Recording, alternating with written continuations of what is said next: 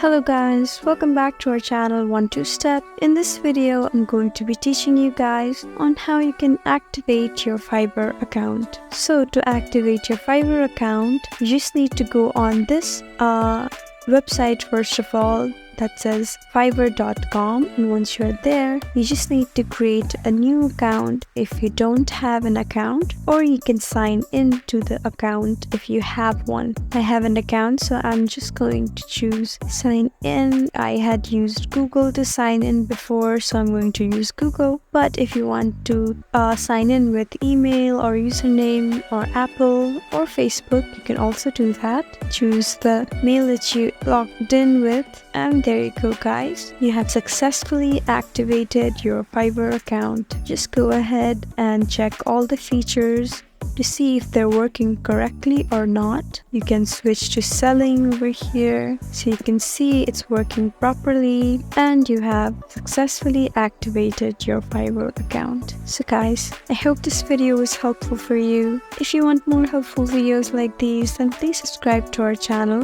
And if you like this video, please leave us a like and drop a comment down below. We'll see you again next time. Thank you for watching.